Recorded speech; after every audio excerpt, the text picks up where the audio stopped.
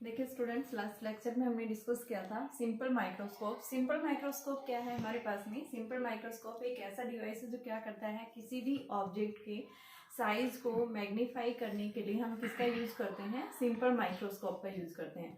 कल हमने देखा था उसका मैग्निफिकेशन किस तरह से आती है, यानी कि हम साइज को कैसे बड़ा करके देखते हैं। तो उसके लिए हमने बात की थी कि अगर हम क्या करें कि एंगुलर साइज, यानी कि ऑब्जेक्ट चाहे कितना भी स्मॉल हो, अगर वहाँ पे आपके पास में उसका एंगल्स अगर स्मॉल यानी लार्ज बन रहा है, तो उस केस में हमारे पास वो स्मॉल ऑब्जेक्ट इमेज जो बनती है वो कैसी फॉर्म होती है? एक लार्ज इमेज फॉर्म होती है, मैग्नीफाइड इमेज फॉर्म होती है। ठीक है, यानी डिपेंड करता है वो एंगुलर मैग्निफिकेशन के ऊपर डिपेंड करता है। जितना ज्यादा एंगुलर मैग्निफिकेशन होगा उतनी ही ज्यादा क्या बनेगी आपके पास में? ऑब्जेक्ट की इमेज फॉर्म होगी।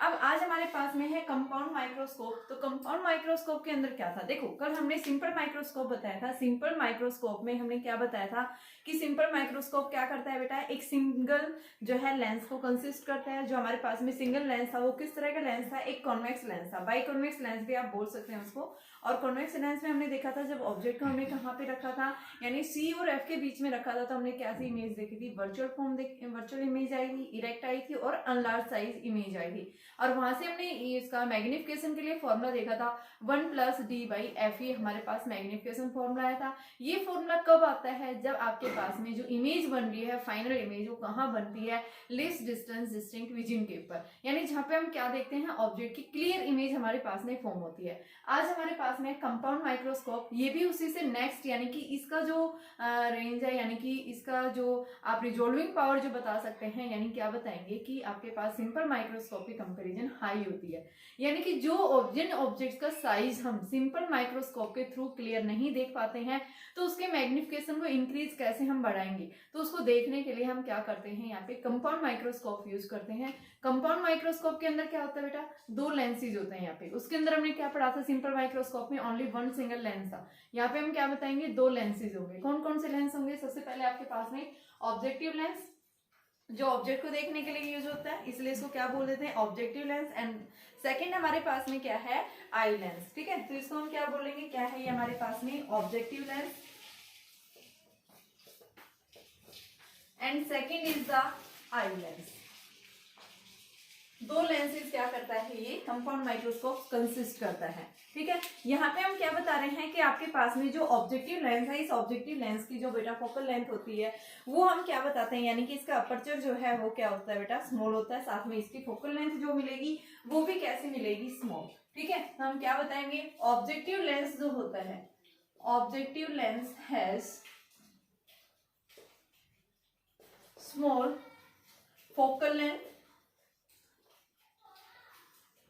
And small aperture. कैसा होगा इसका अपर्चर? भी स्मॉल होगा। बट हमारे पास में जो आई लेंस है, इस आई लेंस के पास में eye lens has large focal length and large aperture. क्या बताएंगे? सबसे पहले आप क्या बताएंगे? इस कंपाउंड माइक्रोस्कोप क्या क्यों यूज करते हैं? कंपाउंड माइक्रोस्कोप हम क्या करते हैं? किसी भी ऑब्जेक्ट के इमेज को मैग्नीफाइड करने के लिए हम क्या करते हैं? कंपाउंड माइक्रोस्कोप के थ्रू यूज करते हैं। जैसे कई बार क्या होता है, सिंपल माइक्रोस्कोप के थ्रू हम उस किसी भी ऑब्जेक्ट की क्लियर इमेज नहीं देख पाते हैं, तो उसको देखने के लिए हम क्या करते हैं? क्या है ये आपके पास में? कंपाउंड माइक्रोस्कोप का यूज करेंगे। कंपाउंड माइक्रोस्कोप के अंदर क्या बताएंगे आप? दो लेंसेज कंसिस्ट करते हैं। First is the objective lens and another is the eye lens. Objective lens जो है वो आपके पास में, इसके पास फोकल लेंथ होती है बेटा वो वेरी स्मॉल होती है। अपर्चर भी इसका कैसा होता है? Very small. But eye lens has large focal length and large aperture. ठीक है, ये हमारे पास में जब भी आप क्या करेंगे? कंपाउंड माइक्रोस्कोप लेंगे तो सबसे पहले आप लेंसेज के बारे में बताएंगे कि हमने क्या किया है। यहाँ पे दो लेंसेज प्लेस कर रखे हैं। ठीक है, अब यहाँ पे जो ऑब्जेक्ट आप प्लेस करेंगे, यानी इनकी पोजीशन को आप एडजस्ट कर सकते हैं। किसके द्वारा? रैक एंड पिनियन अरेंजमेंट होता है, जो एक टेबल के ऊपर फिक्स किया होता है, उसको हम आगे पीछे रोटेट करके हम इसकी पोजीशन को क्या कर सकते हैं? एडजस्ट कर सकते हैं, जिसको हम क्या बोलते हैं? रैक एंड पिनियन अरेंजमेंट के थ्रू जो हम लेंसेज की पोजीशन को क्या कर सकते हैं बेटा? एडजस्ट कर सकते हैं। ठीक है, सेकंड हम क्या बताते हैं कि ऑब्जेक्ट हम कहाँ रखेंगे, यानी कैसे इसका वर्किंग काम करता है, ये किस तरह से काम करता है। तो कल मैंने इसके लिए बताया था कि आपके पास में किसी भी तरह का माइक्रोस्कोप क्यों ना हो, हम क्या बताते हैं किस प्रिंसिपल पे काम करता है, ये एंगुलर मैग्निफिकेशन के ऊपर। ठीक है, एंगुलर मैग्निफिकेशन हम पहले निकालेंगे और उस एंगुलर मैग्निफिकेशन से ही हमारे पास में क्या आता है, मैग्नीफाइंग पावर का फॉर्मूला आता है। ठीक है, तो बेटा देखिए आपके पास में क्या बताएंगे, हमने क्या किया, ये ऑब्जेक्टिव लेंस है, हमने सबसे पहले एक ऑब्जेक्ट लिया। ऑब्जेक्ट कहाँ पे रखा हुआ है कि जो आपके पास में, देखो किसी भी लेंस के पास में दो फोकस होते हैं, एक फोकस इसका इस साइड मिलेगा जो इस सरफेस का, दूसरे का किधर मिलेगा, राइट साइड मिलेगा। तो हमने क्या किया, सबसे पहले जो ऑब्जेक्टिव लेंस है, ऑब्जेक्टिव लेंस के लेफ्ट साइड क्या रखा है, एक ऑब्जेक्ट प्लेस किया हुआ है। ठीक है, ऑब्जेक्ट को हमने कहाँ रखा, ये फोकस से बियॉन्ड प्लेस किया है।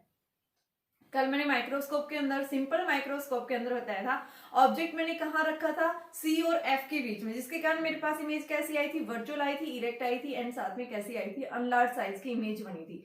लेकिन आज हम क्या देख रहे हैं, हमने क्या किया, इस ऑब्जेक्ट की पोजीशन को फोकस से बियॉन्ड प्लेस किया है। ए भी क्या है, हमारे पास में एक ऑब्जेक्ट है और इस ऑब्जेक्ट को हम कहाँ प्लेस कर रहे हैं, फोकस से बियॉन्ड प्लेस किया है। ठीक है, तो यहाँ से क्या होगा बेटा, सबसे पहले हमने क्या देखा, रे ऑफ लाइट क्या होगी, सेंटर ऑफ कर्वेचर में से पास होगी। मान लो इस लेंस का सेंटर ऑफ कर्वेचर ये पॉइंट है, C1 हो गया, तो ये सेंटर ऑफ कर्वेचर में से क्या हो रही है, सीधी डिफ्रेक्ट हो गई है यहाँ से। दूसरी आपके पास में ray of light principal axis के पैरेलल गई, और जब भी कोई ray of light principal axis के पैरेलल जाते हैं तो बेटा वो फोकस में से पास होते हुए निकल जाते हैं। तो इसका फोकस यानी सेकंड सरफेस का फोकस आपके पास में ये है, तो यहाँ से पास होते ही निकल गई। अब आप क्या देख रहे हैं, दो रिफ्लेक्टेड रेज जब भी किसी एक पॉइंट के ऊपर मीट कर जाती हैं तो वही पॉइंट हमारा क्या कहलाता है कि क्या है, वो उस ऑब्जेक्ट की इमेज बनी है। तो ये क्या है, आपके पास में इस ऑब्जेक्ट की इमेज है, यानी ऑब्जेक्ट क्या था हमारे पास में, ए बी, और इस ऑब्जेक्ट की जो इमेज बनी है वो क्या बनी है, A dash B dash is the final image.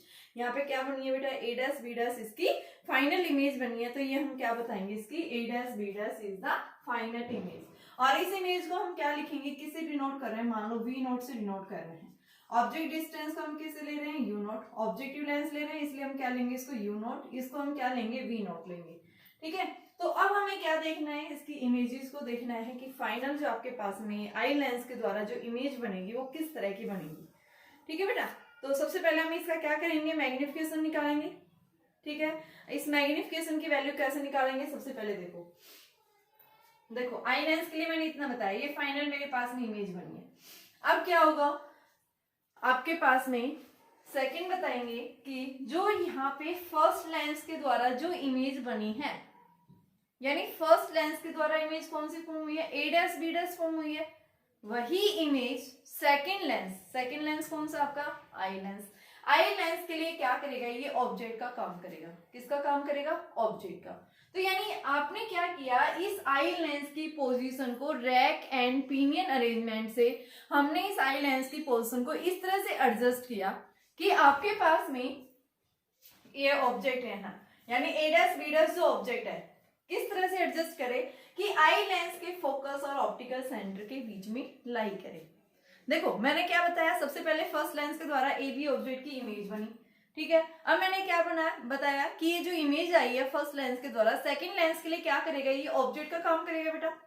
किसका काम करेगा, ऑब्जेक्ट का काम करेगा। तो हमने क्या किया, रैक एंड पिनियन अरेंजमेंट से इस आई लेंस की पोजीशन को इस तरह से एडजस्ट करेंगे कि आपके पास में ये जो इमेज बनी है, यानी इसके लिए जो ऑब्जेक्ट का काम कर रहा है, ये इस तरह से लाई करे कि आई लेंस का जो फोकस है उसके बीच में, यानी ऑप्टिकल सेंटर और फोकस के बीच में लाई करे। तो हमने क्या कर दिया, C2 और F के बीच में हमने इसकी पोजीशन को एडजस्ट कर दिया, ये इस तरह से एडजस्ट कर दिया। A डैश B डैश क्या है, इसके लिए ऑब्जेक्ट का, तो ये हम क्या मान लेते हैं, डिस्टेंस UE है, ये जो आई लेंस के लिए ऑब्जेक्ट डिस्टेंस का काम कर रहा है। अब आपने क्या देखा, यहाँ से देखो रे ऑफ लाइट यहाँ से इस तरह से चली गई है, दो रिफ्लेक्टेड रे, तो ये कहीं मीट नहीं हो रही, यानी रियल इमेज नहीं बन रही है। तो हम क्या करेंगे, इस रे को हम बैक ड्रॉ कर देते हैं। तो हमारे पास में A double dash B double dash क्या बनी, आई लेंस के द्वारा इमेज बनी है। ठीक है, जो कैसी है, इरेक्ट है इस ऑब्जेक्ट की, यानी आई लेंस के रेस्पेक्ट में, आई लेंस का जो ऑब्जेक्ट है उसके रेस्पेक्ट में इमेज बनी है, कैसी बनी है, इरेक्ट बनी है, अनलार्ज साइज की इमेज बनी है। बट हम क्या बता रहे हैं, एक्चुअल में हमारा ऑब्जेक्ट ए बी था, इस ए बी के रेस्पेक्ट में जो इमेज बनी है कैसी आ रही है, इन्वर्टेड इमेज आ रही है। कैसी आ रही है, अनलार्ज इमेज आ रही है। ठीक है, पोर्शन कहीं पे भी दिखा सकते हो, लेकिन आप क्या दिखाएंगे भाई, इमेज जो बनी है वो हमारे पास में कैसी आ रही है, एक अनलार्ज इमेज फॉर्म हुई है। ठीक है, तो क्या बताएंगे, ये क्या है हमारे पास में इसकी फाइनल इमेज बनेगी। तो यहाँ पे हम क्या बताएंगे, इस ए बी ऑब्जेक्ट की जो है A double dash B double dash जो इमेज बनी है वो कैसी इमेज आई है, एक अनलार्ज इमेज यहाँ पे बेटा फॉर्म हुई है। ठीक है, तो अब हमें क्या करना है, इसका मैग्निफिकेशन। मेरे ख्याल से आपको डायग्राम अगर समझ में आ गया है तो कोई दिक्कत नहीं है बेटा, रे डायग्राम अच्छे से समझिए, रे डायग्राम की बना के प्रैक्टिस कीजिए। जितना अच्छे से रे डायग्राम बनाएंगे आपका, और इसमें कुछ नहीं है, सिर्फ रे डायग्राम के ऊपर ही हमारा ये क्या है, ये जो कंपाउंड माइक्रोस्कोप का जो है आपके पास में बेस जो है इसी के ऊपर टिका हुआ है। ठीक है, तो अब हम क्या करेंगे, इसका एंगुलर मैग्निफिकेशन निकालेंगे। तो एंगुलर मैग्निफिकेशन क्या होता है वो देखिए।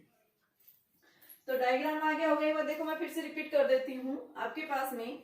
क्या बताओगे कि हमने क्या लिया, ए बी ऑब्जेक्ट लिया, ए बी ऑब्जेक्ट हमने कहाँ रखा, फर्स्ट लेंस के जो फोकस है उससे बियॉन्ड प्लेस किया, इसकी इमेज बनी। ठीक है, अब इमेज जो बनी है वो सेकंड लेंस के लिए ऑब्जेक्ट का काम करेगा। अब इसकी रियल इमेज बन नहीं रही है, हम क्या करेंगे, इनको बैकवर्ड ड्रॉ कर देंगे।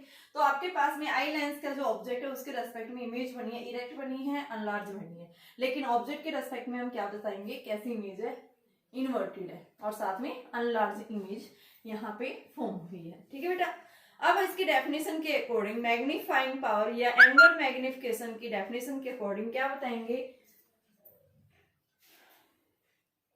m is equal to,